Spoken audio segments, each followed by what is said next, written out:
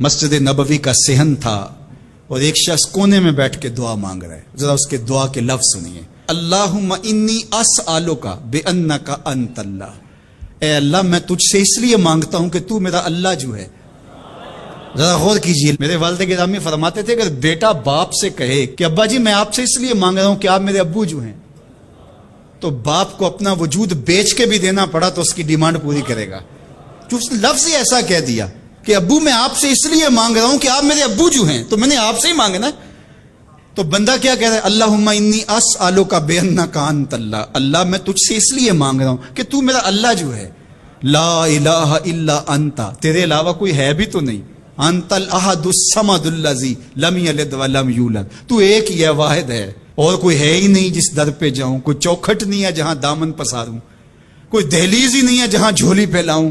تو بے نیاز ہے اور تجھے نہ کسی نے جنم دیا اور نہ تو نے کسی کو جنم دیا. مالک میں تیرے حضور دعا کر رہا ہوں. یہ وہ دعا کر رہا تھا کہ میرے حضور نے سن لی. تو ایک صحابی کو فرمایا کہ یہ جو دعا کر رہا اب جو مانگے گا اللہ عطا کرے گا. اس نے مانگا ہی اس ڈھب سے ہے، اس ڈھب سے ہے. ایک دعا اور سن لیجئے جو سیدنا علی المرتضیٰ رضی اللہ تعالی عنہ رب سے مانگتے ہیں. اللہ اکبر. مجھے تو آج سارا دن اس دعا نے نحال کیے رکھا. یہ دعا مانگتے ہیں تو عجیب کیفیت ہوتی ہے. یا سریع الرضا اغفر لمن لا یملک الا الدعاء. اے جلدی راضی ہو جانے والے، چھیتی مان جانے والے، اغفر لمن لا یملک الا الدعاء. اسے معاف کر دے جس کے پاس دعا کے علاوہ سہارا ہی کوئی نہیں، جس کے پاس دعا کے علاوہ کچھ ہے ہی نہیں جو پیش کر سکے.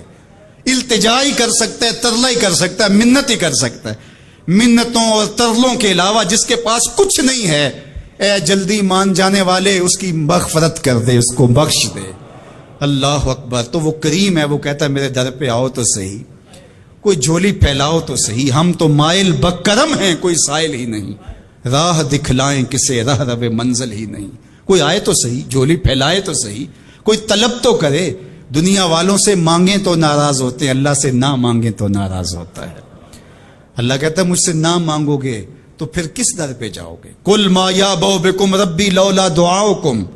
اگر تم نہیں مانگو گے تو پھر وہ بھی پرواہ نہیں کرے گا. تم مانگتے رہو گے، جھولی پھیلاتے رہو گے، وہ اپنی رحمتیں تمہارے دامن میں ڈالتا رہے گا. اس کے خزانوں میں کوئی کمی نہیں.